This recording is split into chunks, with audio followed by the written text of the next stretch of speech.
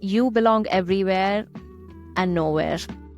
Yeah, every time you go through a big mission and you achieve, you unlock like a new diamond, and then you have it in you now. So that's what moving abroad is. I just can't do this anymore. You guys are not realizing this. That was the first time I saw snow. So oh my God. Everything that could have happened wrong, it happened the first day for you.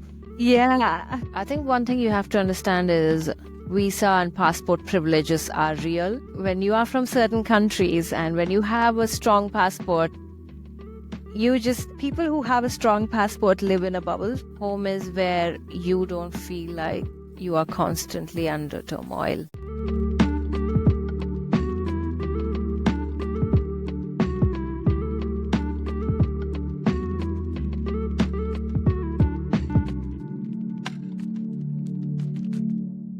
Priyanka, hi. Welcome and thank you for accepting the invite. No, thank you so much for having me. I think this is a great opportunity. I've been looking for an opportunity like this for about a year, and universe works in mysterious ways. Yeah. Yes, absolutely. So the universe waited for me to start this. Yeah, definitely. Priyanka, tell us your name I already said, but tell us where are you originally from, and where are you living at the moment, and maybe some background about you. Sure. Well, I'm Priyanka, and I am from India, from an amazing and a beautiful city called Hyderabad. And it's one of the best cities, to be honest. Like, it's got the best food, the best architecture, and everything. And currently, I'm living in Manchester, which I have to say, apart from the weather, Manchester is, again, one of the best cities out there. I'm not saying this because I've lived in these two cities, but they are quite similar, and they are like just amazing cities. Both. I've been blessed. Have you did a research in that direction that you're moving in a similar city, or it was just coincidence? It was kind of coincidence, actually, because I didn't originally, when I first moved from India, I didn't move to Manchester in the UK. I moved to a different place called Durham. That's where I did my master's from. So I was way up north in the UK, and then I was looking for jobs. And when I found a job, I moved to Manchester. It's interesting. I have to say this in this phase of the discussion that I know a different Durham, and in this case it's in US in North Carolina, and when I've seen the place that you studied, I thought you are in the UK. I think it was a misunderstanding because most probably you are in the US, but then I realized it's a different Durham. Actually, absolutely the same name, the same spelling, and there is also an huge university in Durham in the US as well, which is a really important one, the Duke University. Yeah, I had this when I was in India and looking for accommodation, and somehow I accidentally ended up chatting with a girl who was looking for accommodation in the US Durham. And both of us were like, she was like, oh, 650. We were discussing rent options, and she was like, 650. That's too less. And I'm like, no, 650 is a lot. And then we realized I was talking in pounds and she was talking in dollars, and we realized we are talking about a different city altogether. Crazy experience. Exactly. Yeah. to come back before that, Priyanka, what sparked your interest to move outside of India? I think it was a lot of things, to be honest. I always knew I didn't want to be just in one place throughout my life. Like, I was so fascinated by the world outside and all the movies. I don't know what it was. I would say it was a bit of the Hollywood and all the movies and all the lifestyle, but it was just where my research started. I just wanted to, I think I had this ambition and this dream in me that was just so big, and I just couldn't live with the fact that I will not live anywhere else. Was it something in your childhood that did that, besides movies? Was something in your family that sparked this interest from outside? To be honest, Paul, I'm the first person in my family to ever cross the continent. Okay, so it's a hard no. Yeah, it was when I first told them, it was a journey to convince them. We got here. But yeah, Uh, so let me understand. It was a powerful no from your it family. was a powerful no. It was a straight like no. And coming from, I don't know how many of your viewers can relate to this, but if you are from South Asian background like me, I'm Indian, and there's a kind of love from your families that is, it's they pamper you, but they're very protective of you, and in that protective nature they have your whole life laid out for you because they don't ever want you to struggle. This was my family. They had their whole plan for me. They said, this is what you're going to study, this is what you're going to do.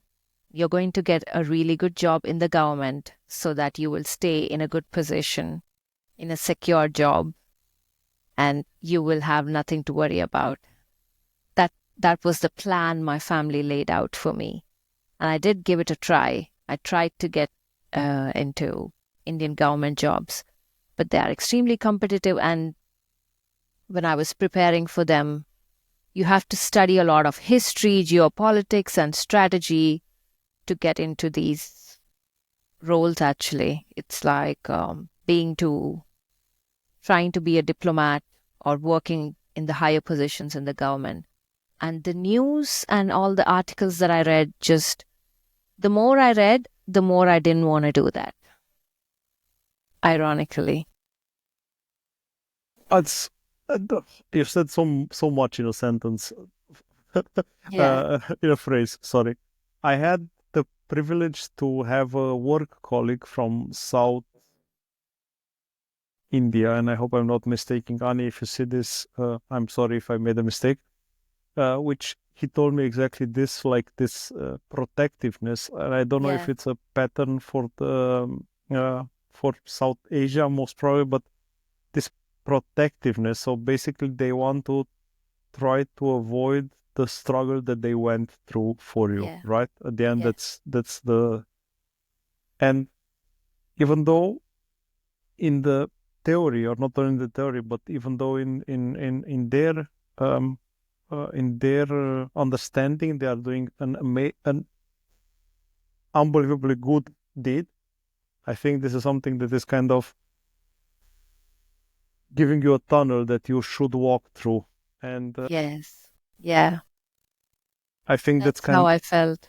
Yeah. I have so many questions. Mm. Yeah. Which is when I'm quiet now. Can ask me a question. Yeah. The so of course I'm pretty sure that you've realized, okay, the world is big, and I think that's the moment in which that's a really dangerous moment for the family. And I keep saying this, that moment you realize, oh, this city country that I am, it's a big one, but it's not the whole world, and there's a lot of perspective that I want to see. How was the discussion starting when you said, I don't like this path that I'm? Did you try to fade it somehow slowly in, or do you were like hard coded when you said, okay, I want to leave now, but I'm planning to leave? So it was a bit of both. I tried the slow way and I told them I'm going to prepare for some exams so that I can get into a good university abroad. So that way I can like study abroad, get my master's and get this exposure as well. That was one approach I told them. And it was met with, again, a lot of no's. And then at one point, when the slow approach was not working, it was a hardcore, like a family fight slash discussion type of moment when I was like, I just can't do this anymore. You guys are not realizing this. If I won't try this, I don't know what I'm going to do. It came to that point. It came to a boiling point. And that's when I think after that, I still remember that one night when I had this big burst out with my family, and it was until 2 a.m. When My mom, dad, brother, all of them were awake. And I had this sobbing and I was like, crying literally that I want to do this. I want to do this. Please let me do this. And eventually they came around and I had to prove it. Like I gave all these exams. And once they started seeing my scores and once they saw that I was getting into good universities abroad, they slowly started to change. I mean, of course, I wouldn't be here if they didn't support me. I mean, I needed their support, but I also needed to know that they will not rub it in my face and be like, listen, you didn't listen to me and look, you're struggling now. The domain that you applied for in university was something that you could have done in India as well? Yes. Okay, because that's I think that could have been a good argument. But if you Yeah. say it was there, and was it something that you thought you will enjoy, that you like doing, or was let's say a focus topic that you were good at, and you say, okay, this is my chance to get out. I think it was the second one. It was like this is my chance to get out and use this as a way to increase my exposure and see what's out there. Because in my mind, I was like, the world is like so big. I cannot be stuck here. I cannot just live this same life. So it was the second one. It's an excuse to get out. But at the same time, I was not going to just go out and do anything out there. I wanted to do something that matters. Before you left, Priyanka, how did you imagine your life outside Um, India? I think I imagined a life of a bit more freedom and independence, because a lot of South Asian girls don't have it. It is a free country. We have freedom, but at the same time, when you're a girl, you're so protected that there are certain restrictions that it's just part of your life. And I imagined a life which would be a much more free, I guess. I wouldn't say right now I'm partying every night, but it's just that freedom of thought, you know? Yeah. I think a really good point. It's not about partying, it's not about drinking, it's not about smoking, it's not about taking drugs. No, it's just about having the possibility to choose, having the freedom to make your own choices. Is it because of the culture, or is it really a hardcore protectiveness that keeps the girls so tight? It's both. The families are so protective of you because of the culture. And when it comes to, I'm sure you might have heard this, with most immigrant cultures, the families are very tight knit, which is good. You have a lot of community support, you have a lot of support to lean on. The flip side of this coin is sometimes you can feel smothered with that much support and intrusion from not just your families, but from your society. There's so much intrusion into your life, so much explanation that you need to give for every choice. Can be mentally exhausting. So everybody has the feeling that they share an opinion in your life just because they are part of your community and they are supported, right? So they want to have something in exchange. I have to say it's part of the it's so interesting because it's usually part of the small communities where you have this, and I don't know, well, I'm sorry for this ignorance, but as India is a big country, I never imagined that this could be an something which is at the end, like you said, on one side really good because everyone is supporting with each other, but on the other side, something like keeps keeps this tightness on the community. It's kind of I know it from Eastern Europe as well. But I was raised in a small village in Romania, and I know it from there. Like everyone has kind of an opinion, and you should behave not because you should behave. You should behave because you embarrass us. Like you Yeah. Yeah. Because right now my choices, my thought process is my thought process. It's not influenced by so many external factors. Um, and I think one thing after moving, I realized that my feelings, the fight, everything is valid.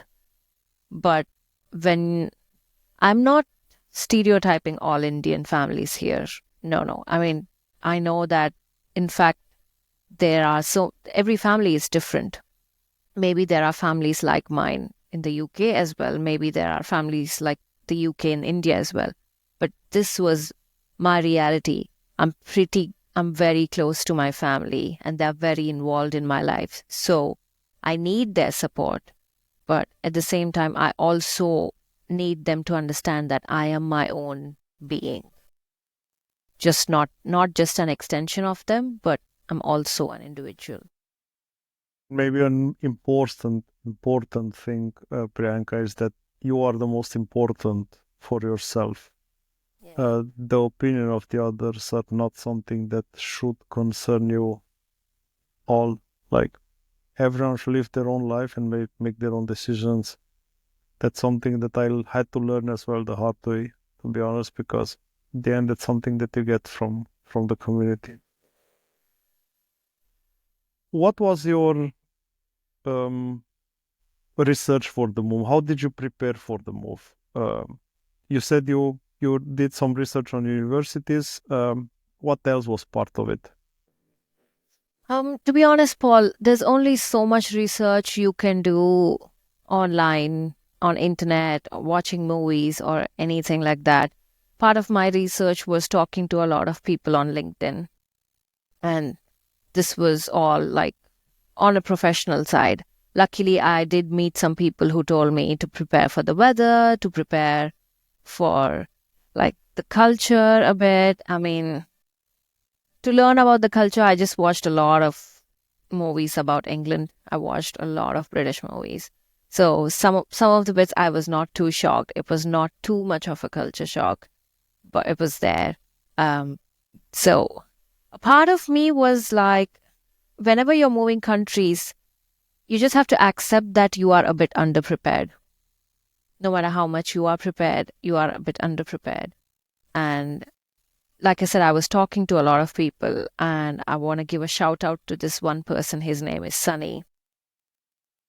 One night, the night before I got on the plane, I was on call with him because that was my first international flight as well. I've never crossed countries before that. So that was my first international flight. Don't know anything. I don't even have a UK like SIM or something.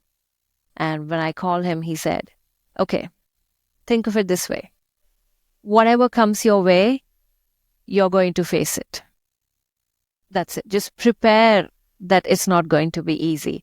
And it was like a switch moment. As soon as I heard those words, it was like a switch moment. It was like a switch in me that I think I deep down knew. I knew that if I was going to make this journey, I'm not going to expect it all to be all green pastures. I knew there'll be struggles, but then it was a struggle that I chose. It was not the struggle that was imposed on me. This is the struggle that I chose, and I will bear the consequences of this, which I was happy with, to be honest. I was happy with because it was my choice. You started with really high expectation, I had to guess. Not when you arrived in UK, but when you started this preparation, you started with high expectation. Like I want to conquer the world, I want to go there and do whatever I want and do my decisions. And slowly you went down, I do guess, until the last night where you feel like you Yeah, got this. I would not call it a kick because it was a positive thing, like a hit when someone told you everything that comes will not be amazing, but you'll handle it, something like this. yeah, So yeah. you strongly lower your expectation, but still, what was the expectation versus reality for when you arrived in UK, Priyanka? Well, apart from the top line, the weather and all, which I which I'm I used to at this point. I had a guest Yeah. in my second Okay. episode. I'm sorry for interrupting you. Yeah. He came from Mexico and he studied in Manchester as well, and Yeah. said, Paul, whatever you hear about the weather, it's nothing. No, no, no, you have to come here. Yeah. But I think the weather is a good metaphor, Paul, because just like the weather, there'll be days which are like good and bad, and you are just getting on with it. And I think that was the first thing that was like different from my, if you ask me what was different from my expectations, I would say the community. You expect, like in the movies and all, everyone's friendly, everyone's all good, but in reality, it's a much lonelier journey. Although you have friends who are here, although you have like your family supporting you, it's like, I think there's a quote that I once saw that some walks you have to walk alone. Even though you're surrounded by a lot of people, don't get me wrong, there are a lot of good friends, good people that support you, but end of the day, it is a lonely journey because there's so much going on in your head. Like you're adjusting and subconsciously you're adjusting to so many different things. Like you just cut everything that you knew, it's 5,000 miles away. You're here now. What now? That's it. You can't just sit on nostalgia and reminisce, oh, how it could have been. I'm here now. That's it. Yeah. What's your most vivid memory of your first day? No, that was the first time I saw snow. So you moved. Oh my God. It everything that could have happened wrong, it happened the first day for you. Yeah, it was like at the airport, I was stopped because there were some liquids in my hand baggage, which was like soap and all. I didn't even know that you have to separate your liquids when you are going through international thing. That I was that girl. I was that naive. So stopped there, and then because of this checking, I was late to my connecting flight. So I was running through Heathrow Airport. Imagine, never set foot on this land, and now I'm running in Heathrow Airport from gate to gate. Yeah, that was crazy. So my first vivid memory was when I was finally on a flight from London to Newcastle, because that's the flight I had to catch to get to Durham. That's when it really hit me. As soon as I saw snow, that's when it hit me that I am no longer in my bubble. I'm Mhm. out now. And I don't have my family or someone to protect me, or like, because I've never been anywhere without them. I've never even taken a solo trip. So it was something else. It's something which is not common in India to take a solo trip. It's becoming more common now, but I would say from my background, it was not very common to take a solo trip, especially a solo trip abroad. So you had that moment in which you realize, oh, this is not home. This is not Yeah. something I know. This is not this is not um my comfort zone. This is not my bubble. Um, what was the challenge that you faced where you thought, okay, I would wish I would have my family with me in those first days? Um, I think navigating my relationships with other people and other immigrants here was a challenge, because your friends in your home country are just there, and you've all gone through the same journey till then. But once you moved, you are among people who have gone through different types of journeys, and these journeys made them a different level of complex person. I mean, as much sometimes these can be really difficult, especially if you come from a very protected life. So navigating those relationships was extremely hard, and I was a bit of a pushover. Every time someone said, "Don't do that, don't do this," and I was just like, "Yeah, okay," because I didn't know anything. Had to completely rely on people who were already living here. Yeah. So you realize basically that your drama is not a big drama, and the other's drama is not a big drama in your Yeah. perception, right? So, Yeah. but that's an well, it's a really really interesting one because that's coming a bit from the culture, right? You were there and you knew that you could trust everyone. You could trust your family, you could trust your friends. Did you stay in contact with your friends in India? Yeah, I stayed in contact with them. I think it's very important that we keep in touch because just yesterday I was talking to my friend and I was ranting to him about what a hard day I had. And he said, I remember when you were ranting to me about how difficult the visa process is, and now look at you. Nice one. I have Yeah, to say, a really good friend. yeah, yeah. Shout He's out. a really good friend. Shout out, shout out. Yeah. That's an important. Do you think the connection? I think it's a clear answer, but do you think the connection that you kept with your friends helped or didn't help? It definitely helped because they know a part of me that they know this part of me that was a bit innocent, and they know at my core how I will think. And right now all this struggles of being an immigrant have made me more resilient, but at the same time they know my emotional needs. And it's also important that they remind me of my journey, which, like, we were talking about this before we started recording. Like, it's important to remind yourself of how far you come so that you're grateful because maybe 5 years ago you asked for this life. Yeah. I've I always said it's always important to be careful what you wish for, Yeah. because when it's happening, you don't know if you can handle it. And I always said we always said before we came here, it was only me and my wife, and before we move abroad, we always said we do it for the kids that we still don't have. And I always said that even though I know that it's hard for us at the moment, it will be easier for them. And I think that's the thing that pulled that keep keep you going. And like you said, the immigrant part is something that you cannot get out of yourself. Yeah. Um, Person I know used to say something which is that's kind of sad, but it's somehow the reality that you're not from your home country anymore Yeah. because you don't belong there anymore. But you'll never be 100% from here because you don't know you don't consider their struggles because you had harder struggles. Yeah.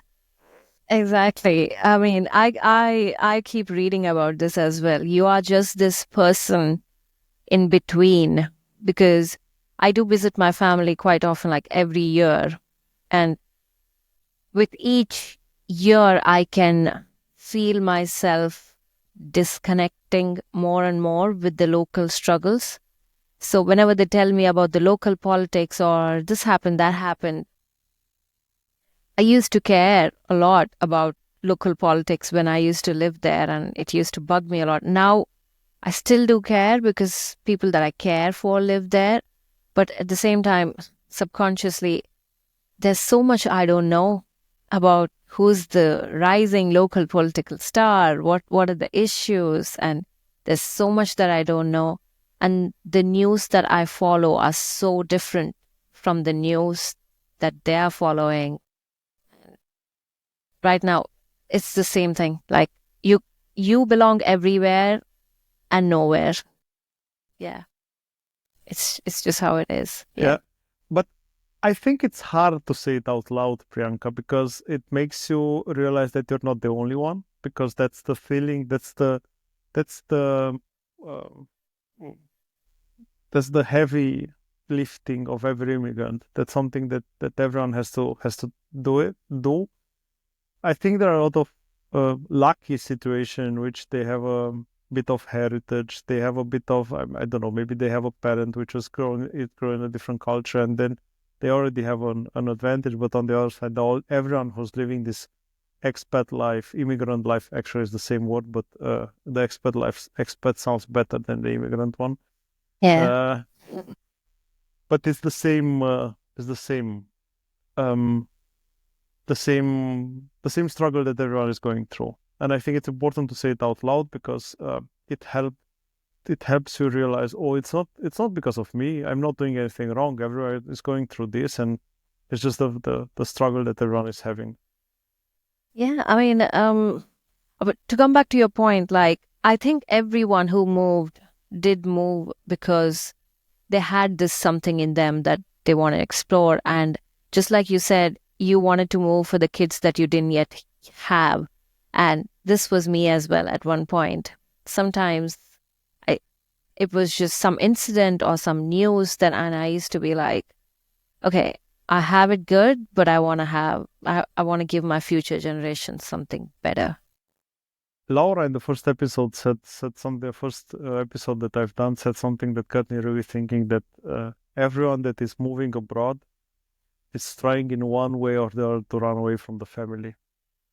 Uh, and I think that's something which is, I think it's a combination of both now that I'm thinking about. Like want to have a better future for your kids, but you also kind of want to be able to decide on their future. Yeah. What was the thing that you discovered about you abroad, Priyanka, that you didn't know you had it in you? Oh, there's so many things. I feel like when you move abroad, you know, growing up, I used to play a lot of video games, and every time you pass a mission, you unlock new capabilities. I don't know how much you play video games, but I don't play much video games now. No, but I used to. But like every time you go through, Achievement. every time you go through a big mission and you achieve, you unlock like a new diamond, and then you have it in you now. So that's what moving abroad is. Every time you go through a challenge, you unlock things about you that you just never knew. And I think for me, it was, I never realized how resilient I am, because at some point when I was in India, I accepted it that, like, my family always told me, you're very pampered, you're very precious. We love you so much that we don't want you to struggle. So you're that precious princess.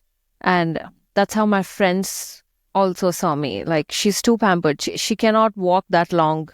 She cannot struggle because she's not used to it. Let's keep it easy for her. That's how people around me treated me.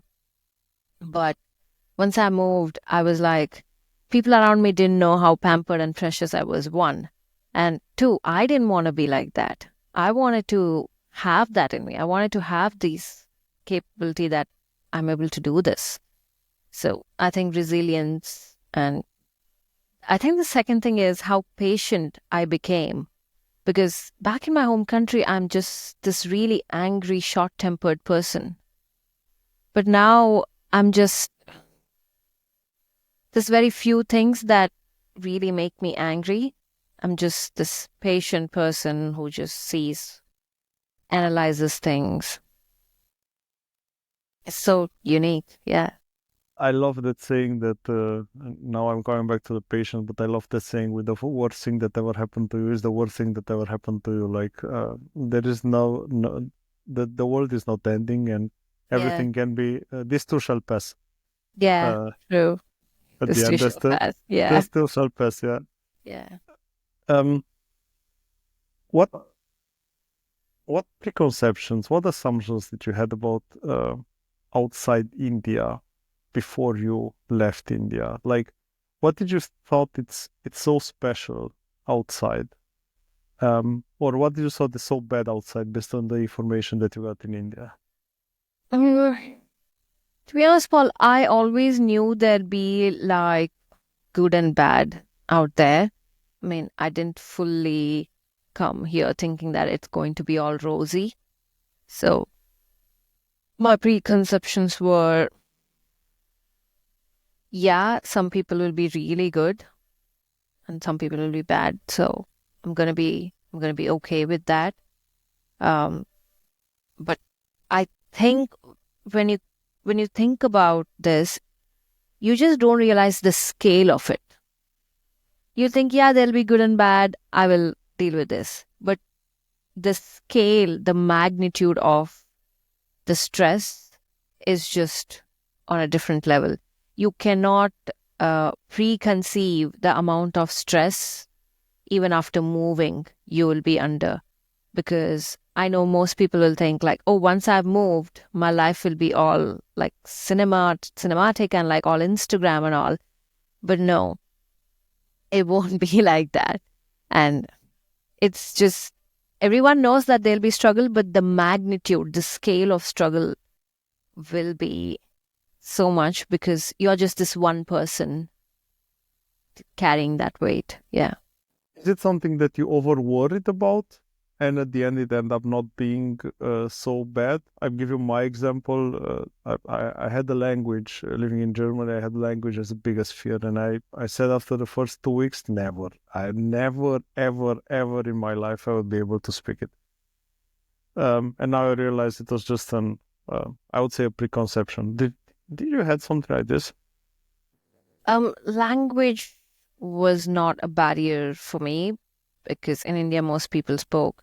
Um, I would say, I guess the culture was like, and now in this way, I don't want to blame the people of England here or blame the people of India here. But you have to realize that when you're moving to a bigger city or like to a outside world out there, um, everyone has got stuff going on, and you cannot expect to form friendships or relationships or community like you did back home, and you just have to live with it. That was the preconception I had. I thought it'll be easier to make new friends and have this intercultural experience easily. If you just exist in a different country, the experience comes to you. That intercultural experience comes to you. That was the preconception I had. But that the reality is that even when you move abroad, you have to actively put yourself out there. You have to be conscious of your interactions, your consumption patterns of media and everything. Because right now you're in control of shaping yourself. Because back home, you could blame it on the culture, the family, and all. Now you are really in control, and it can be dangerous. Yeah. It's important to do the right choices. Yeah. Um, we kind of jumped a bit one step, and I just realized when you said before the something about the visa, because I find that the discussion of personal growth really interesting. But I want to come back to the boring stuff and ask you how was the visa process? How complicated was the visa process, Priyanka? So I think one thing you have to understand is visa and passport privileges are real. I don't know. I don't want to create controversy by saying this, but they are absolutely real. Like when you are from certain countries and when you have a strong passport, you just, again, I think people who have a strong passport live in a bubble, and people who have a weaker passport live in the real world out there. Because the process for my educational visa, because the first one was I have to prove to the UK government that I've got the English skills, I've got the university acceptance offer, I've got the funds to prove that I will be able to sustain myself here. And there was like, I think I had to give them my whole history. And then I got the visa. That was the student visa. And after that, I was on graduate visa. For that, I have to pay like a lot of money, especially if you're an international student. Like it's a lot of money. And then I had to pay for that. So that application process was a lot. And if you're just one individual, and if you're like me, who is so used to people helping you out, and now you're alone here filling out all these government documents. Yeah, that was really complicated. And I had to give my biometrics again, give my whole details again. And then I moved to skilled worker visa. But luckily, my company supported me this time. But then in the end, even there, I had to constantly talk to my HR and everyone and say, like, every time there was a news update, there was recently a news update that they're changing visa rules, and it was a panic again. I have to talk to them and see, this is what is happening. Can you do that? Can you do this? And it's like a constant living on edge kind of situation. But end of the day, my company did help me. So that was relatively, although stressful in my head, but there was someone to help me through this. Yeah. So you are still, still sounds bad, but you are on a working visa, Yeah. and the period in which you are allowed to stay in UK legally is the period that you are working for a company. For the company. Yeah. Okay. I fully agree with what you said before, that people with a strong passport are living in a bubble. I'm living in Germany since 10 years, and these people that have a strong passport, they don't realize that there are countries which are somehow in a big disadvantage when it comes to traveling. I had the first discussion I will never forget somewhere to 16 to 17 after I came. My company opened the business in USA, and they asked me to travel. I said I'm not allowed to without a visa, and they said no, you are allowed. You just apply on this website. Nah, no, it's not so easy. No, Pretty sure I know about my visa yeah, situation. no. I will ask HR for sure. They can fix it for you. I said no. Trust me. But no. Don't worry. No, it's everything can be fixed. It's okay. We fix it. Of course, he came back after 2 days. Said, "Yeah, you are right. You have to apply for a visa." I think that Hello. was a culture shock for me. When you asked me what was the free consumption, what was the culture shock, that was it. Because people with stronger passports, they're just like, oh, why don't you go just this, why don't you go for a weekend to Amsterdam? I'm like, I can't. I have to. Right? I have to give them my blood data and everything just so that. I have to promise Yeah, them that I'm coming back and I yeah. behave. And I behave, and I have to allow them to put a tracker in me or something like that, so that which I'm fine with, by the way. If that's what makes it easier for them, then take it. Take my Exactly. data because I'm here for the experience. But it's just, I think I was privileged enough because I made a conscious effort of not just surrounding myself with my fellow country people, but I tried to, like I said, put myself out there and get all these experiences. So I was interacting with people from different cultures and obviously people with stronger passports. And yeah, it's they just don't realize how easy they have it. Absolutely. Yeah. Absolutely. Yeah. And I it's have not a even a negative thing. I'm not no, even no, jealous no. of them. I'm E- like, good for you. Exactly. Yeah. Exactly. But you have to accept the fact that you have a privilege there. And as soon as you accept, then I'm fine with that. Yeah. I'm not complaining about that, but I'm not throwing it in your face anymore. But you have a privilege there. Yeah. You have to privilege, just like for me, I think if you just acknowledge that you're at an advantage and you're privileged, that would just mean a lot to me. Yeah. Exactly. Yeah. Exactly. I one small last story. Last year, yes, so I was 25 and 24. We've been in with my wife and my kid. We've been in the US in holiday, and our flight got canceled. The connection, not the connection, but the actual flight that was flying from JFK, from New York back to Frankfurt.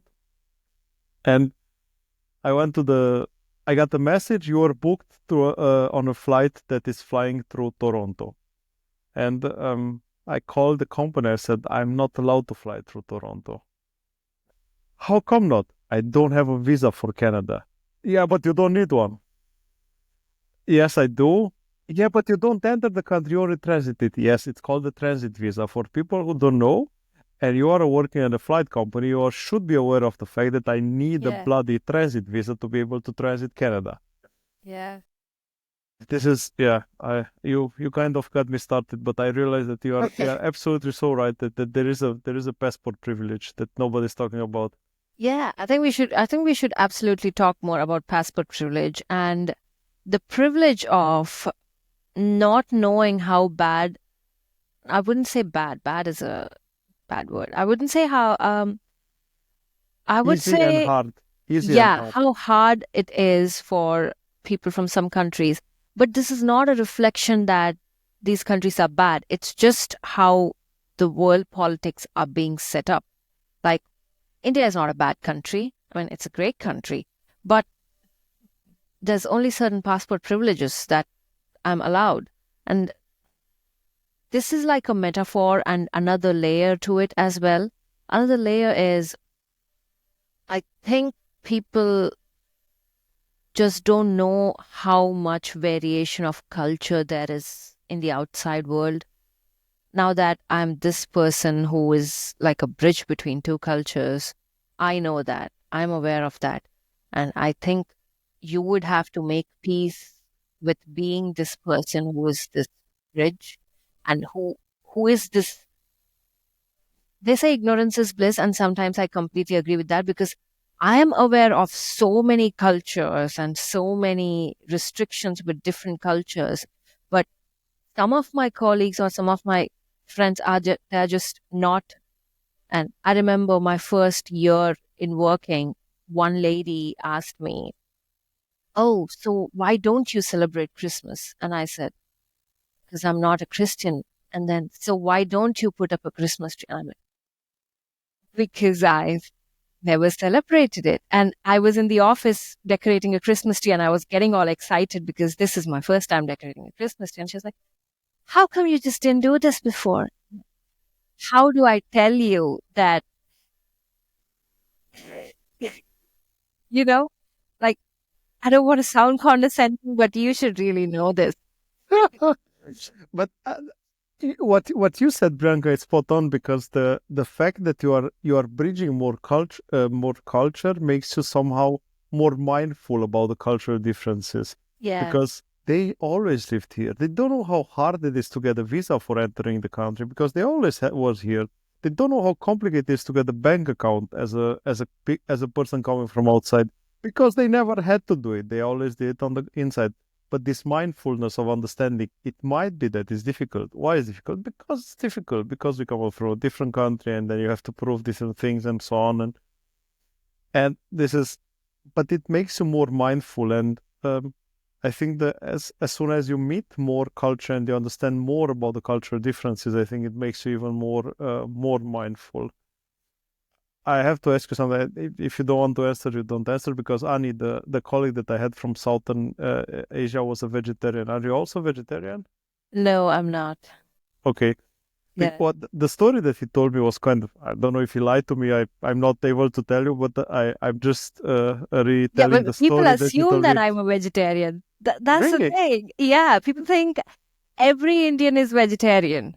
Also, Ani actually explained me that mostly in the southern part of the Yeah. country are more vegetarians because as far as I understood, there is not so much water, so it's dried, and then instead of killing the animals, they use them for milk and so on, and that's why most of them are vegetarian. This is what he told me the story. That's why I suppose that as he's coming from the southern part, and this is the interesting fact because he told us, "Man, I'm a vegetarian. I never had meat. I don't know. I'm afraid to have meat because it's not about a belief that I don't want to kill animals. I'm afraid because I never had meat, and I don't know how my body will react to meat." And Yeah. I understand that because people think if you don't, so I eat meat, but I don't eat steak. I don't eat beef. So I did try it once. So it's not like I'm too restricted to it. At this point, I'm just not used to eating red meat. So I just don't want to do that. So now, how will I sit down with a colleague and explain all of this when I'm ordering food with them? Like, Like yeah, you should have a steak. It's normal. And then yeah, I do remember the college and they said, yeah, but let's order something for him and to have him meet. And I said, man, don't play with this. He never had it. Maybe we'll be lucky and he will, then nothing survive. would happen to to him exactly. But it could be that we make him food poison. Yeah, We give him a food poisoning that he's out of work for the next 3 weeks. yeah, And this is all only making you mindful about the cultural differences. I had the privilege, and I'm honestly saying a privilege to have a team which was I think 25 different nations in, and we met I think twice a year. We worked together for about 3 years or 4 years. I don't remember. We met twice a year, and we always had such a long discussions about the cultural differences, about the food.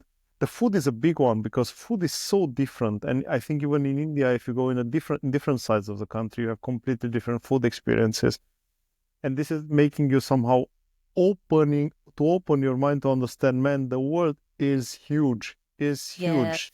true. I think when I first moved, I remember having a bit of tussle or like a fight with my mom when I told her, "Oh, I ate sushi, I ate that, I ate this." And she was like, "Why are you eating all that junk?" And I said, "That's the whole point. There's so many cuisines out there, and I at least want to try it once. I can't live in my bubble. That's the whole point of moving." But you know, Paul, what's frustrating is the more you evolve like this, the lesser people you will be able to interact because now you're this person who tried everything, but sometimes the locals to the country that you moved may not be as open to all these cuisines that you are. Because now that you moved, you know you want to try. For me, in my case, I'm okay with spicy food and bland food because I know that's how different cultures make food. But if you're constantly interacting with people who are not so open as you, I can't put a pinpoint on that feeling, but it's like, it feels like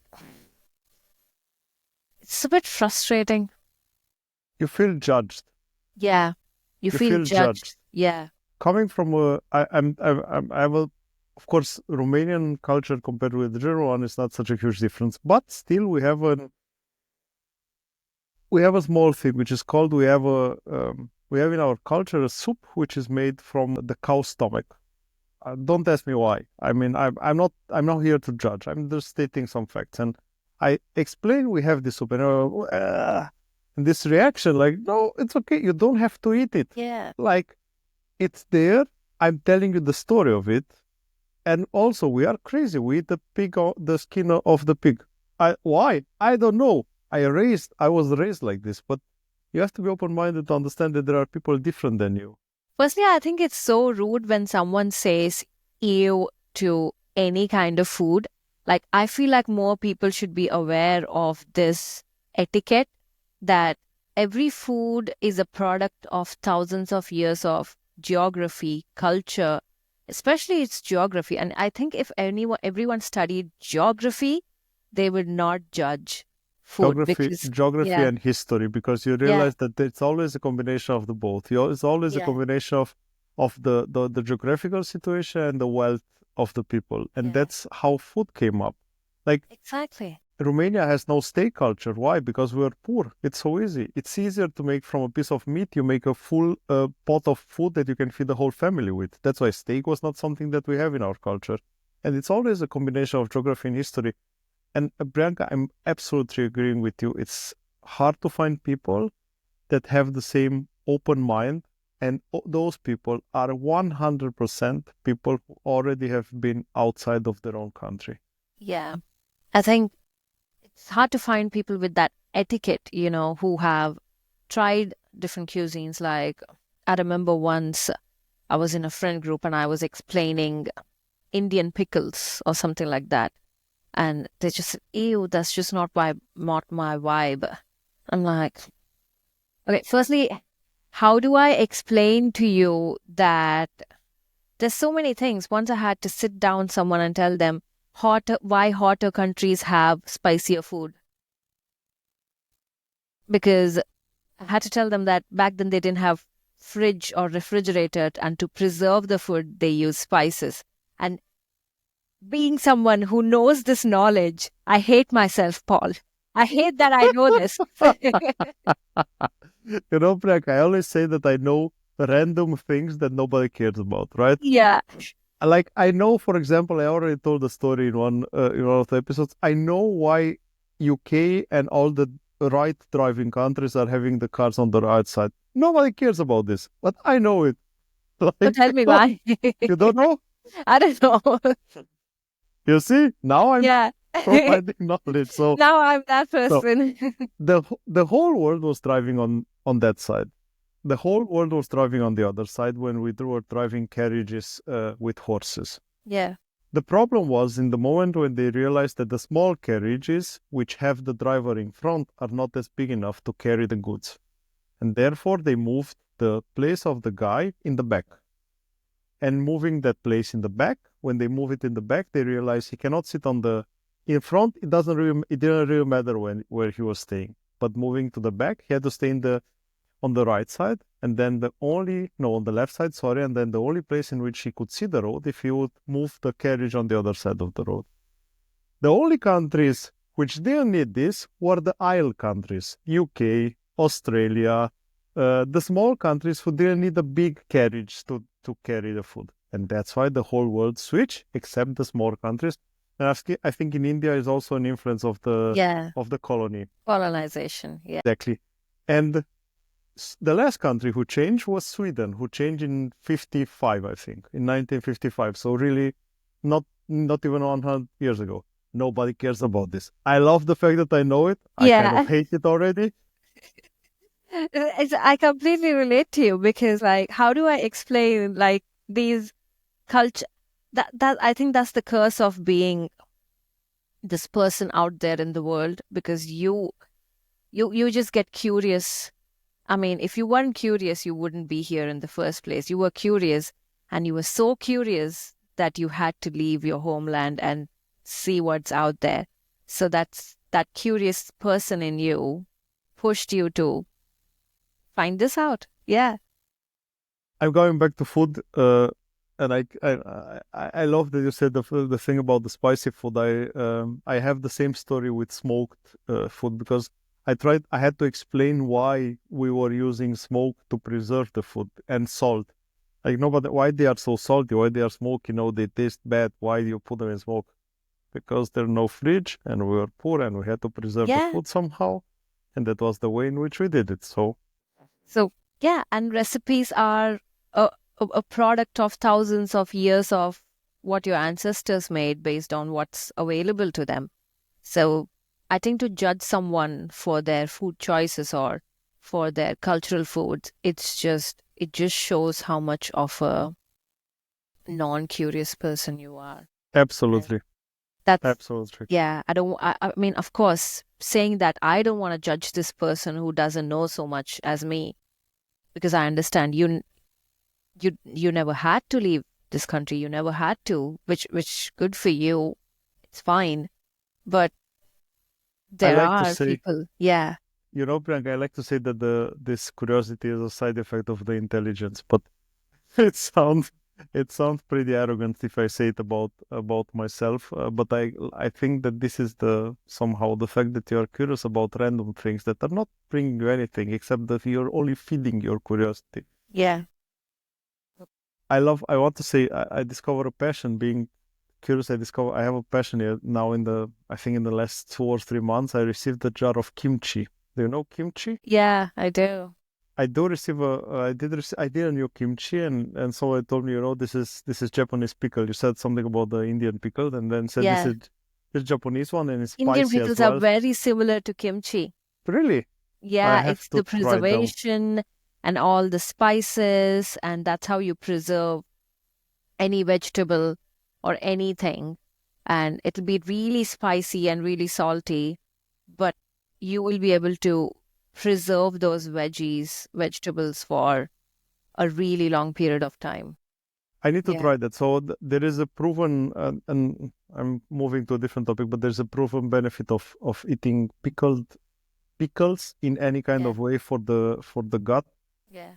And, I love kimchi. I'm eating kimchi like crazy, and it's also a bit spicy now. And it's also that feeling that I get sometimes. Oh, why do you eat that? It's just an experience. Like you have it Yeah. every once in a while, and that's it. How did you enjoy the food in UK, Priyanka? Did you ever get to enjoy it? Um, so here's the thing. After I moved to the UK, I've tried many cuisines. So, end of the day, I definitely love my Indian cuisine. That's my comfort cuisine. That's my happy cuisine and everything. But I do try different cuisines. Like right now, I love sushi. I love so many other things. I eat bacon. So that's something that I like trying. So my palate has widened, but Uh-huh. my, what do you call this? But my preference is still Indian food. Do you know what I Is it mean? the is Yeah. it the spices? Like, is it the Yeah. powerful of the power of the flavor that keeps you there? Yeah. It's definitely the power of the flavor, I'd say, because um Indian cooking technique is so complex. It packs in layers and layers of flavors. Which, by the way, like if you get me started on this, I feel like it's very unfair that foods that require complex cooking techniques like Indian or Chinese or Lebanese, they are just written off as takeaway food. But then, like some European cuisines are seen as fine dining. Uh, I feel like it's really unfair. And like it's just, I understand that's recently been called as racialization of food, like when you think of some foods as lesser or just takeout food and some foods as fine dining worthy. So for me, I have tried Italian, French, everything. I love Indian cuisine because of how many flavors it packs and how much diversity it has. The flavor was something that I I enjoy about the Indian cuisine. Besides that, I love spicy food, so maybe that's something which is also a part or also helping. But I think the problem about these cuisines, and maybe you can correct me if I'm wrong, is that they were westernized. So I'm pretty sure that the Chinese way of doing egg fried rice is not the same as we do it in Europe because it's simplified, it's takeaway. You can find it everywhere. Um, I'm I'm cooking myself, I can and I see your have, mouth's watering. but I have a problem with the name, and I feel embarrassed for that. I'm cooking butter chicken. Oh, yeah, yeah, yeah. I'm doing butter chicken with naan bread. I love naan bread. My whole family loves naan bread, and it's such a. And if I tell, because everyone's saying that it's not easy, and if I tell how complicated is the process and how complex it is to get that thickness of that naan bread, the Yeah. one that actually fits, and then to put the garlic on top and to put the spiciness on top. And I'm doing the chicken. Usually, it takes me about 24 hours to put in the marinade and so on, and it's not easy. No, it's an experience and it's quite interesting. I keep saying that we have in Europe an fine dining. I don't like the term, but we have in Europe, let's say, a benefit of having everything that we need, and that's why we are able to do this combined food. Because, for example, if you take the ratatouille from French, why is that? Because you have all the vegetables there. Like you can combine all the vegetables and you get an amazing food. For me, the biggest the the the the biggest effort are in the places where you are not able to have all the ingredients and still you are able to give the flavor to the food. And that's something which is happening in the Indian cuisine. I have the feeling that today you eat the same rice and it tastes completely different, and tomorrow it will have a completely another taste because you're using different ingredients, and that's the beauty of it. I love Indian food. I love food. I'm overweight with a Yeah. reason. I think that's the beauty, and that's the metaphor that we can take with food, Paul, is that yes, the food has become westernized like Chinese or Indian food. It's not the same as how they make it in India. But then that's the whole point. The point is that we are able to come to that place where everyone enjoys Indian cuisine and you can adjust the spice to whoever's spice level there is. So which brings back to my point, which is why I don't like when someone judges a cuisine totally, because that is so narrow-minded. Because Indian is cuisine, spicy. yeah, Indian is spicy. No, no, it's not. It just shows that you have not experienced it to its full scale and that you are not open to trying cross-cultural cuisines or fusion cuisines, because the possibilities are endless. Yeah. I'm living in Germany and I'm I'm always checking all the menu. I'm a curious person. I like to try new things. I give you an example. I never eat the same kind of ice cream 2 times because I always try I always like to try new things. And always when I'm going to a team not to a team, but to a specific restaurant, I go to Italian restaurant, I go to, I don't know, Chinese restaurant, I go to an Indian restaurant. I always check all the menu before I order because I like to see what's there. And I have to say that I don't like it when in every restaurant in Germany you can have schnitzel with French fries. Because, but I can understand them why. It's an economical reason because they know that if someone from here is going there, they will want to have the schnitzel. Yeah. But it's a cultural thing, and like you say, I think the combination makes the nice thing about food. And I think everyone should be open-minded to test new things because your mind is changing. Your cultural experience is different when you accept different things. Yeah. Uh, Talking about food, Priyanka, one thing that I struggled at the beginning while moving abroad was the cost of living and to understand the cost of living in an abroad country because of course it takes you about 2 months until you don't convert to your currency because you realize that makes sense because you get the money in that country. But how do you evaluate the cost of living in your home uh, city in India compared to UK? Um, the thing is, Paul, when you first move, you your your mind is still stuck in your home country's currency. So everything that you spend, you're thinking in that currency. Like let's say coffee is like £3.50 something. And I'm thinking 300 rupees for a coffee that I can just make at home. Like I'm not paying that. Absolutely, absolutely So with you.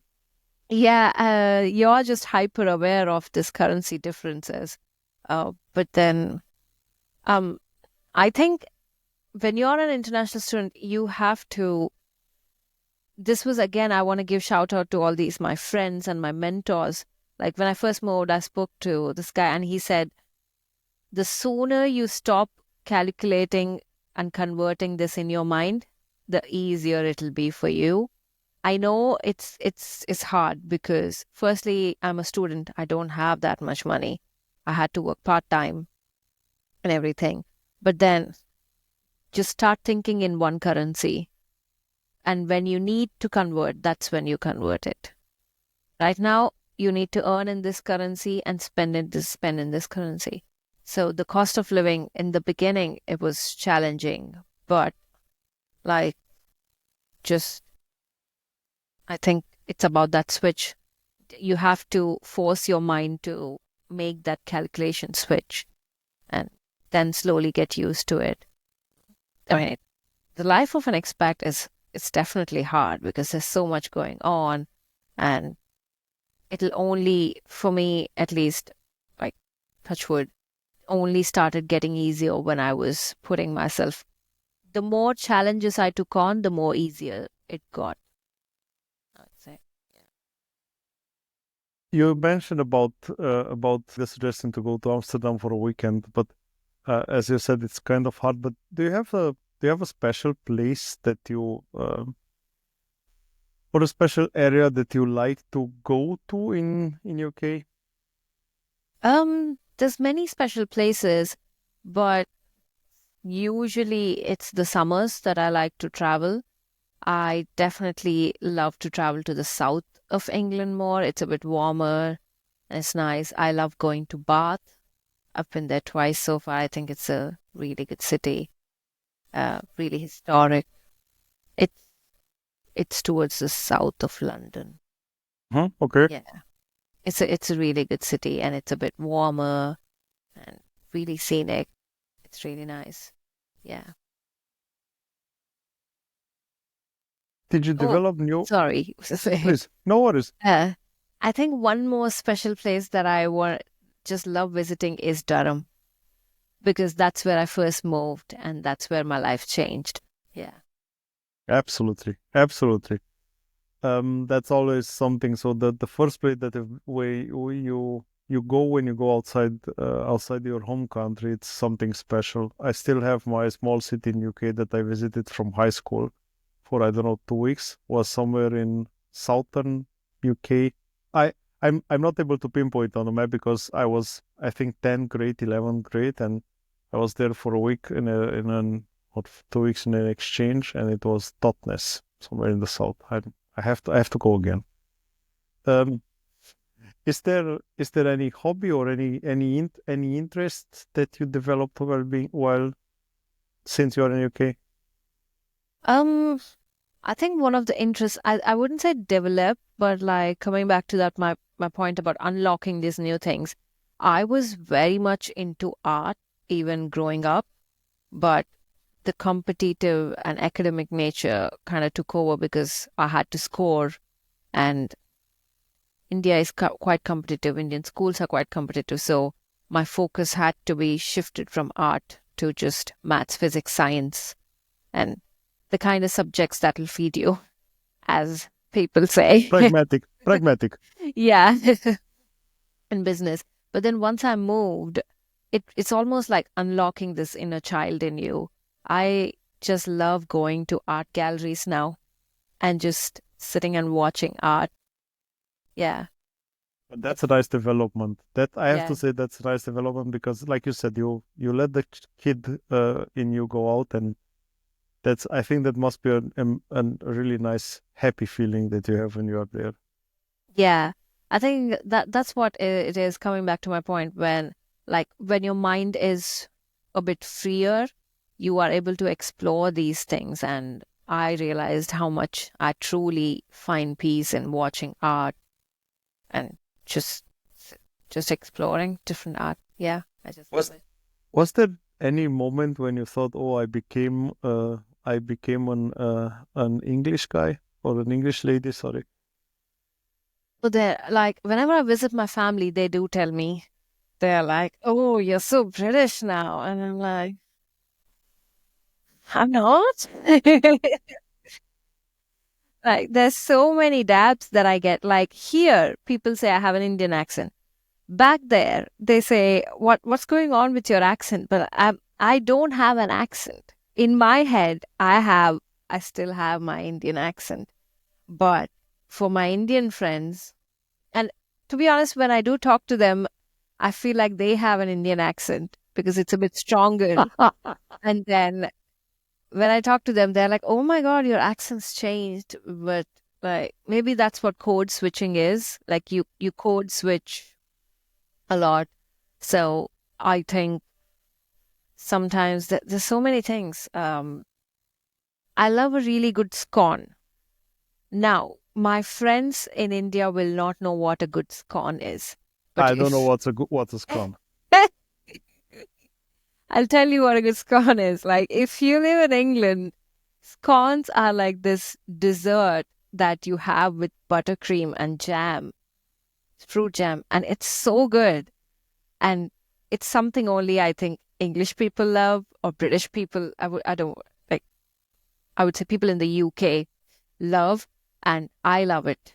I love it so much, and yeah, I guess I if that is what makes me like realize that, oh no, I've become a British woman now, then maybe yeah, You made me really curious. I never heard about this.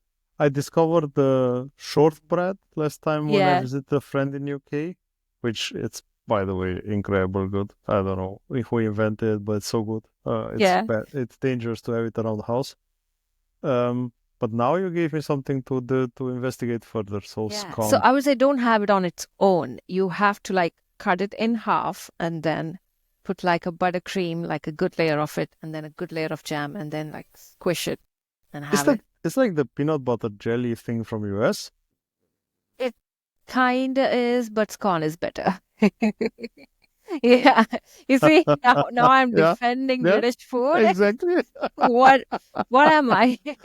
But it was like it was natural, but no, scone is better. No, it was like it came natural. Like you Yeah. didn't put any effort I didn't inside even it. put any effort. I just said, Yeah, yeah, I know that scone is better than peanut butter and jelly. Yeah. Priyanka, tell us something about the let's say the social life. How did develop in time? How did start and how did develop in time for you in UK?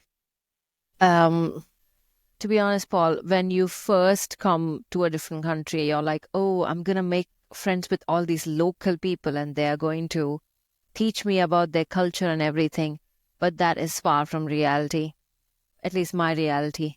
My reality was people were always, which I understand, if you're away from home, you want to form that community. And at, at my university, everyone was, the Chinese were in their own group, Indians were in their own group, and the American students were in their own group, and the local British people were in their own group.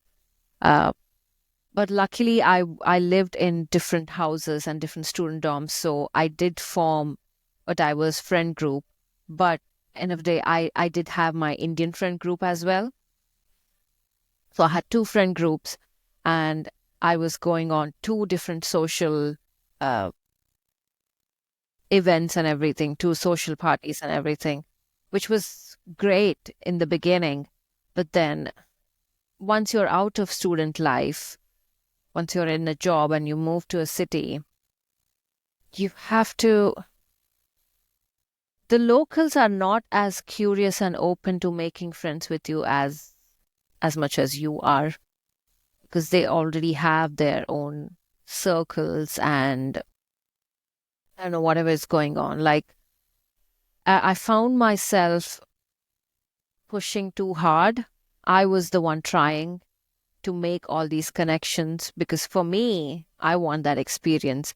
But the hard reality is that not everyone wants that multicultural or intercultural experience. Some people are just perfectly happy with their friends or childhood friends who they had for 10 years. And that's hard. That's really hard. And once you move to different cities after uni, your old that Indian friends also they kind of disperse, and they tell me they are facing similar challenges. Some of them move to a different country, some of them go back. So finding that friend group, firstly, is really hard. And even when you go out and when you socialize, you are suddenly very aware of your being because you are the only person who is like an outsider who is trying to have a simple conversation with someone who is a local. And there's only certain topics that you can have a conversation about when you're socializing. So I would say the social life of an expat is when you're a student, it's great.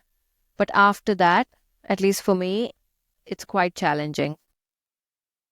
Is it easier to form connection with other expats even though not from India? Yes, definitely. Like there are certain categories that you can form connections easily with. The first ones are definitely like Indians who came. You'll form a connection, but then sometimes even other Indians they are like, "Oh, I didn't come. this far just to talk with an Indian person, which is fair. Like you've come here for a multicultural experience. So they are out there seeking that multicultural friend group as well. So that's one layer. And I personally found that it is much, much easier to make friends with a fellow expat or an immigrant because they share similar experience. Like you and me, this conversation is just flowing for like an hour and a half, right? Uh, I cannot imagine like doing that with someone who is maybe a local because there's so many things like that. So currently, my friend group does have a lot of people. Either they are someone who have traveled a lot, or two, they are someone who have recently moved countries or like an expat just like me. Yeah.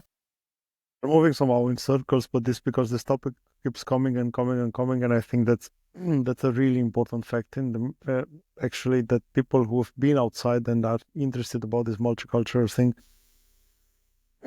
One of the things that I got told a lot when I came to Germany was, yeah, you have to get interested in local football because they are really interested. That I realize I don't care.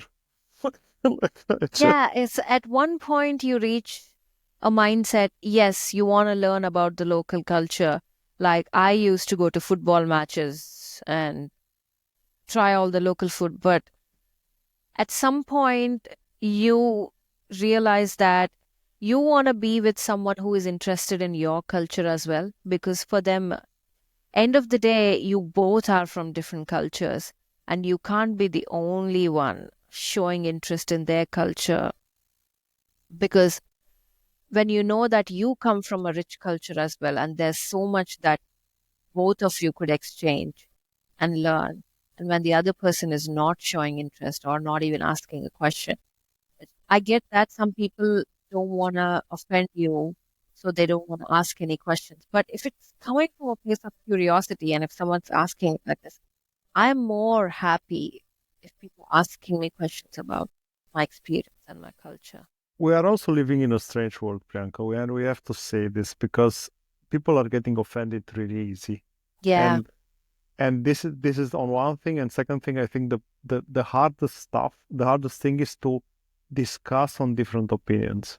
This yeah, is getting so hard, and even though we have different opinions about something, that doesn't mean we need to have a fight. That means we can discuss on a different perspective on a different perspective about the topic. I had in one of the previous episodes,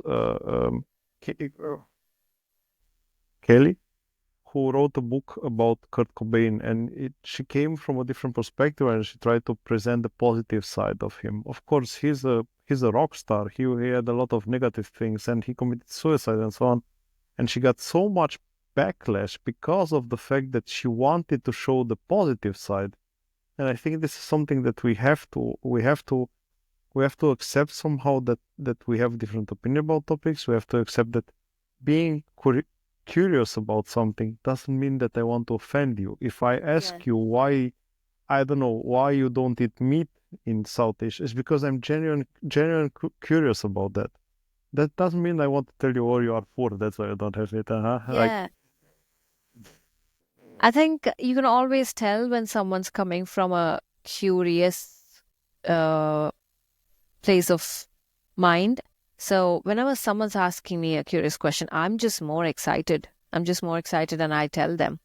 Like if I already told them something and then they are making derogatory comments, that's when the problem occurs. But exactly, if exactly. you just don't know and if you ask me, it's absolutely fine.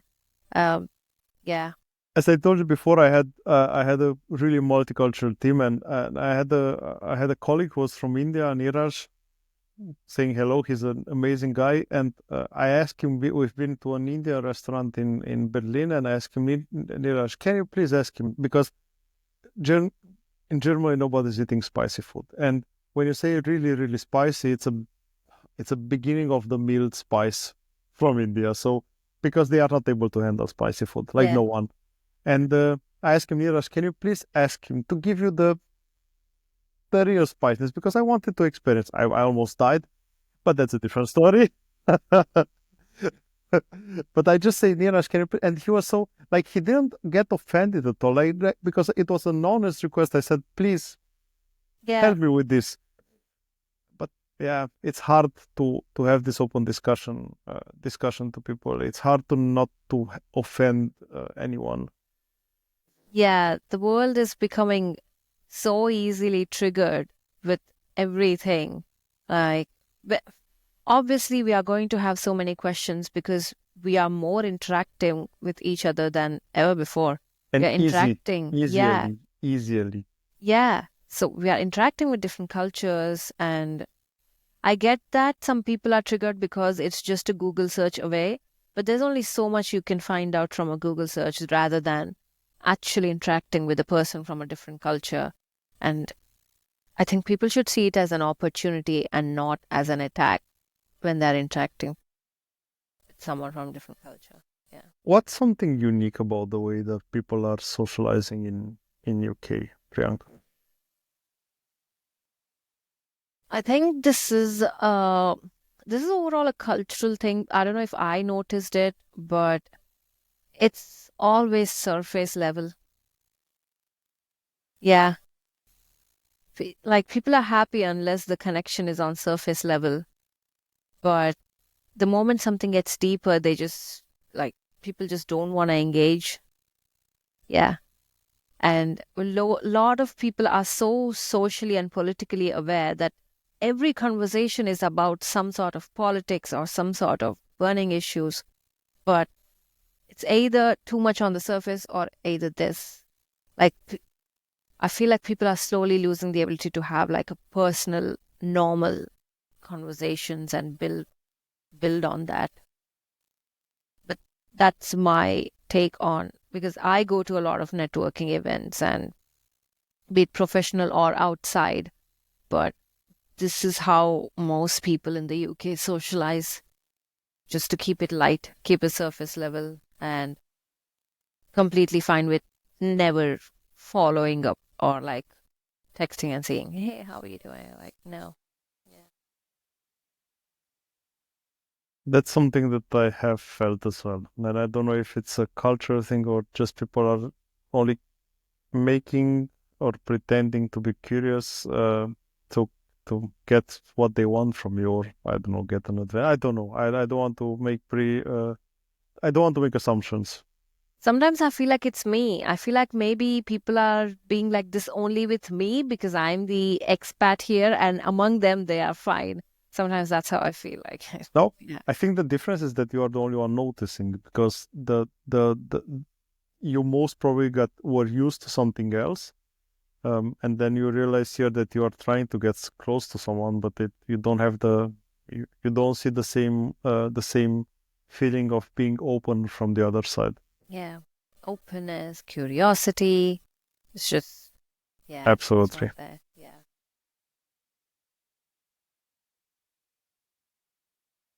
What or how was the relationship? How is the relationship developed for you with the home country?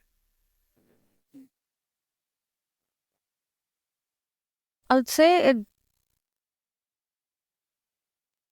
there's two folds here with my home country. Um, I start to see how unfairly people from my home country are treated. That's one thing. The second thing is I start to see the unfair things that I have just accepted when I was there. So it's twofold. It's like when you're far away, you do love your own country, but then the things that you just accepted, which were not okay, you start to see those as well. So my relationship with my home country has grown to be more complex than a simple, oh, I love my home country. It's not like that anymore. It's far more complex than that. I mean, I understand every country has like positives and negatives. But yeah, it's definitely a complex place to be. Yeah. This is so healthy to be able to see the good and the bad. my problem with my home country, and that's why I'm asking always this question, Priyanka, is that I always see the demo version when I go there. And this is something that it's hard for me to cope because every time I go there for a week, 2 weeks every year. Everyone is happy to see me. Everyone is welcoming. Everyone is taking a day off so that we can do something. But those are the 2 weeks, and those would never happen if you would be there all the time. But I think it's so healthy to be able to see the positive and negative. Do you think there is a bigger gap between the way the way women are handled or handled? I don't want to say, I don't want to mean it in a bad way, but I don't have a different word now.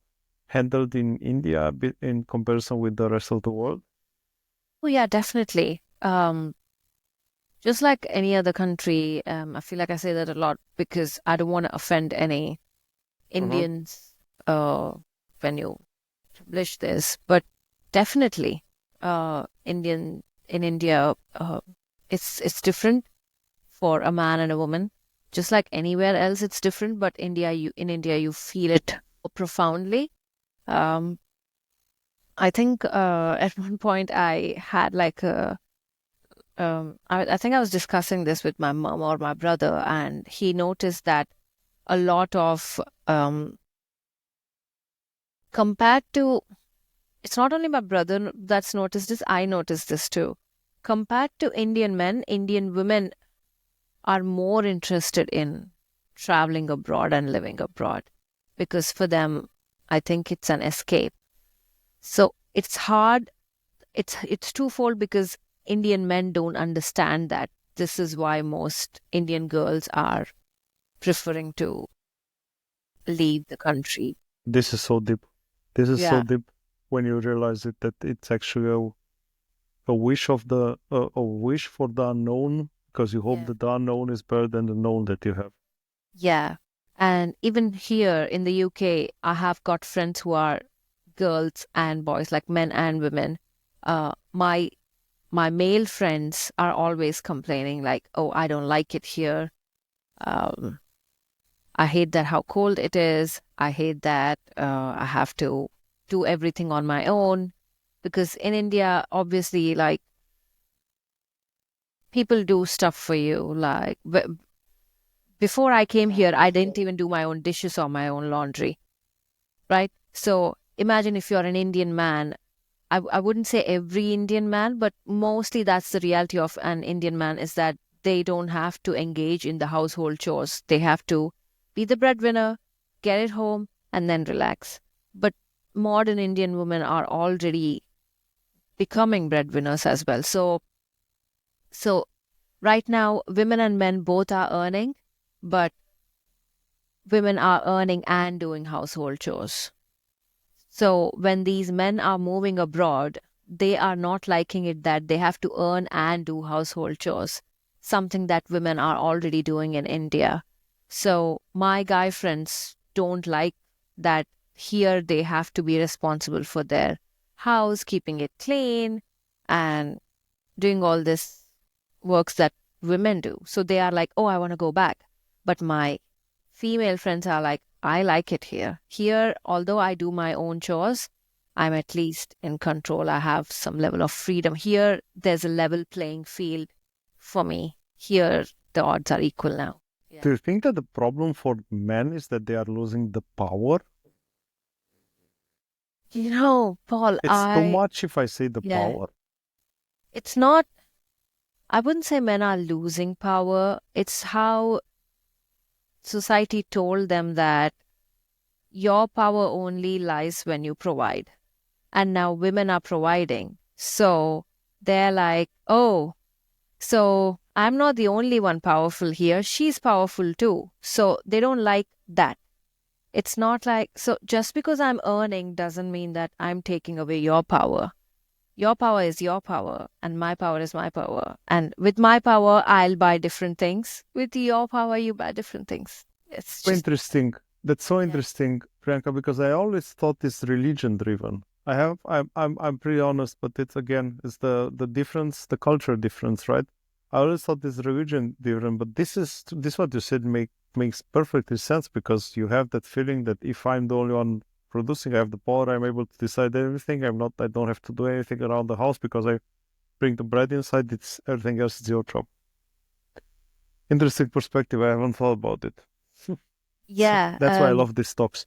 I love them. Yeah. I think I recently read that when you are used to privilege, equality feels like oppression. Mhm. Yeah. Because you are used to being the breadwinner, so you have a say. And now women are also earning something. Yeah, there's gender pay gap. Maybe in most Indian families, men are earning more, women are earning less. But women are like, just because I'm earning less doesn't mean that I have to do everything in the house. I expect you to help a Share. little bit. Like at Share. the end, share. Yeah. And if men are not okay with it, that's where the problem is arising. They are thinking, again, I have to emphasize not all men because I don't want people coming at me. Of course. Yeah. They are thinking, oh, you're earning, now you're become arrogant. Now you are becoming arrogant. But so that's not fair to think that. Like when you are earning, it's not arrogance. And how is my earning an arrogance? It's just a safety net. Yeah. I always say this, that we don't talk about, we cannot generalize in anything. Like we talk about most of the things, or we talk about the cases that we know, and Yeah. like you say, no, but we never say everyone is like this, because we never have experience with everyone. So, and I think every forest has his dry Yeah. pieces inside. Yeah. You mentioned a few times your family, your mom. How did the relationship with them developed in the last, after the, let's say, not so healthy beginning? So with my family, so I want to start out by saying they're very supportive. Like if they see this video, mom, dad, bro, I love you. You guys are very supportive. But I think everyone who is past the age of 25 or something will agree that your relationship with your family gets better when you move out of the house, not when you are living in the same house, because at this point you're a fully grown adult who's got different tastes. There's nothing wrong with living with your parents. In this economy, if it's saving you money, it's great. Cheaper. It's cheaper. Yeah, it's cheaper, save up. But I think I heard someone say that South Asian kids pay the rent with their mental health when they live with their parents. And that is so true, because although you are at the comfort of eating your mom's food, your dad's paying all the bills, you're just chilling. But there's something about moving out and just having that power within you. Yeah, I do my own chores. Yeah, sometimes I just eat ramen because I'm just too tired to cook. But it's that peace. I think my relationship with my family on some occasions has gotten better, because sometimes it's easier to love them from a distance. You blow my mind with the sentence that you pay rent with the mental health. I never thought about this. That sounds so hard. Hard is the right word. Yeah. The When would you say you did realize you are a grown up? It's a realization that comes to you every day, but I think once once I moved, that's when I realized, yeah, I cannot like play around anymore and fall back to my safety net. Like I'm a grown up now and I have to deal with this. So I think for me it was the move. And even before moving, I think just like every other family, like you start having these little fights with your family when you're a teenager. Like it's a disagreement of about something or some color of a dress or something like that. And then it can go two ways. Sometimes you can develop into an adult who has similar opinions, tastes, values, everything same as your family, and then you are all one happy big family. But if it so happens that you have a different taste, you have a different choice, or if you have a different preference to something else other than what your family is, that's when you realize that, oh, like I am a bit of an adult and my tastes and my choices and my opinions are a bit different than my family. Yeah.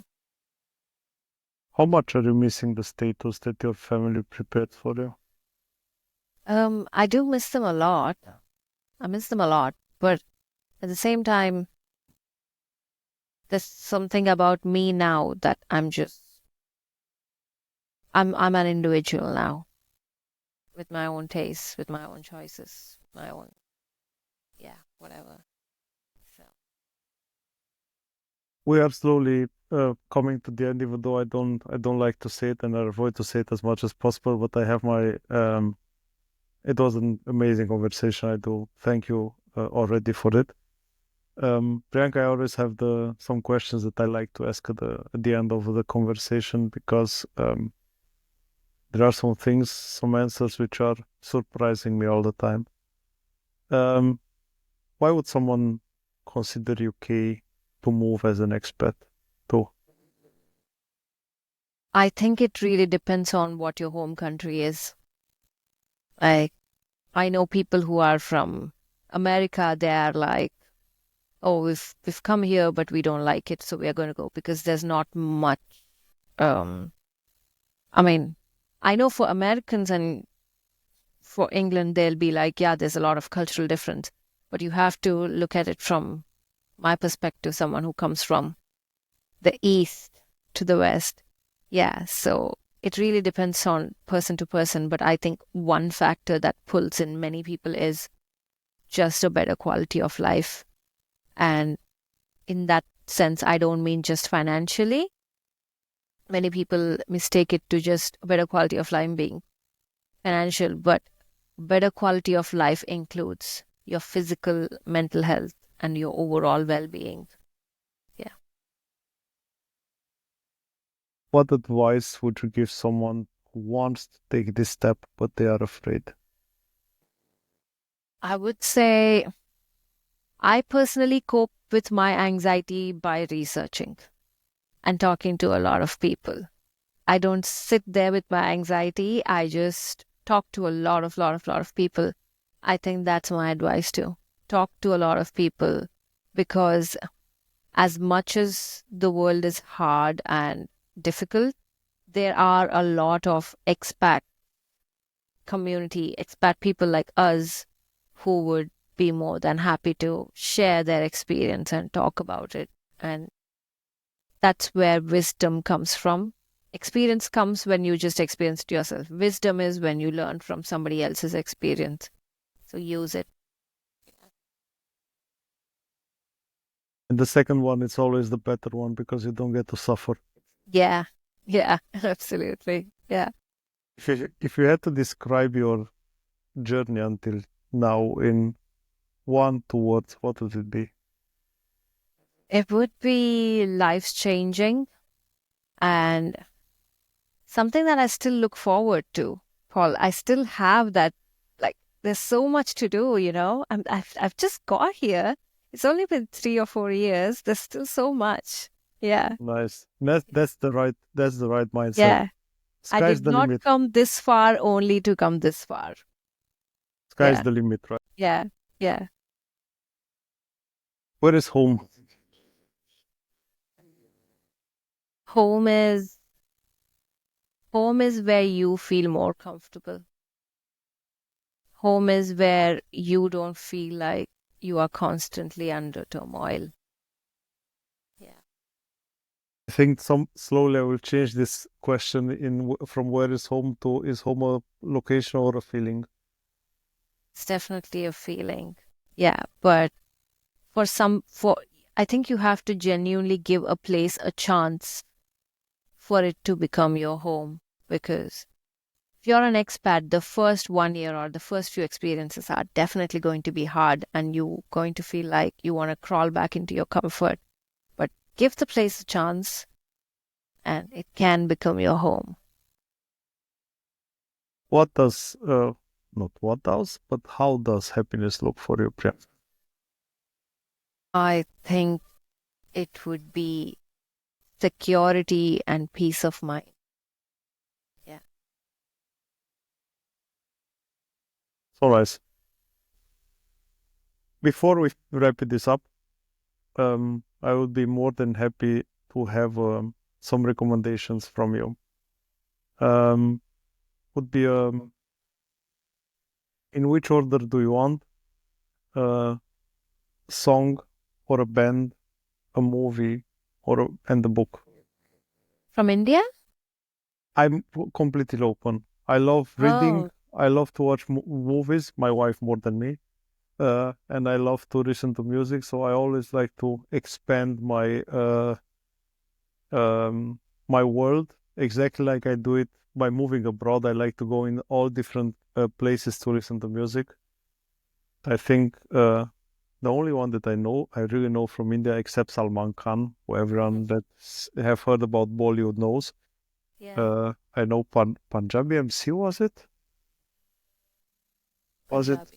Yeah. But no, it was a DJ, I think, or something. But I was really young, and it was for a few years. I'm sorry, I might have, I don't remember.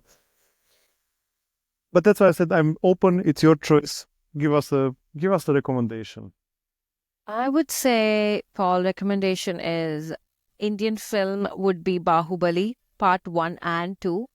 You need to just watch both of them because they reflect this really good Indian culture, and the cinematography, the screenplay, everything is just top notch. And song, oh, that's hard actually. What was the other two? Uh, Song or band and Band. So I wouldn't say band, but I would say check out these music composers or like singers. One is Arjit Singh, okay, Arjit, Arjit Singh. The other uh, composer slash musician is Rahman. He's a musician. He's also won Oscar, so he's a really good one. And those two, that's musicians and book. Now, one of my favorite book personally, it I don't think it was written by an Indian author, but I definitely like The Subtle Art of Not Giving a You Can Beat Me, but The Manson. Subtle Art of Yeah, yeah. I like I don't know if I ever finished that book, but every time I used to read it, I used to find it's like, it's like one of those Bible kind of books. You just open and read it and you find something in there and you're like, yeah, that's good. Yeah. I think it's So Mark Mason, if I'm yeah, not a Mark mistake. Mason. Mark Manson, Yeah. sorry. Yeah. That's a really good book. And And I also, I don't know if yeah, you read from him. I'm sorry for interrupting you, but there is another. He has another one which is called Everything is. yeah. So basically, I don't know if you know it, but it goes on the same way, Totally. and I love Yeah. it as well. Yeah, Yeah. I think he shows where we should direct our energy and where we shouldn't. Like, he doesn't say you should not care. He says where you need to care and where you shouldn't. That exactly. that's what I really like about that book. Yeah. And The Alchemist is also a really good book. I love it. Like this guy just sets off to pursue his dreams. I just love it. Yeah. So I have to say, you are the second person recommending The Alchemist. I haven't read Coelho until now, and I always thought that Coelho is a cheesy direction that I don't want to go, but you are the second person recommending this and saying that The Alchemist is the start of a journey. Yeah, it's the start of the journey, and I think many immigrants on expats can relate to it. Yeah. In the same direction as you mentioned, the book of Mark Manson. I've heard the last days, I think. I'm usually listening to a podcast which is called Feel Better, Live More. It's by a doctor, it's done by a doctor living in UK, and he wrote a book and he's republishing some of the old episodes. And one of the amazing episodes that he has is with Mo Gaudat, which is a former chief business officer from Google and so on. And he discovered he had a sad event in his family and he realized somehow what the important things in life are. I cannot recommend that podcast episode enough. Amazing. You should send me a link to it. Yeah, I will I will. definitely check it out. Yeah. Yeah. Priyanka, thank you very much for giving me the opportunity to know you. Um, I Thank you. Yeah. I do appreciate the fact that you came to share your story. I do appreciate the fact that you are extremely open in sharing your story. I can only say thank you. It was a pleasure.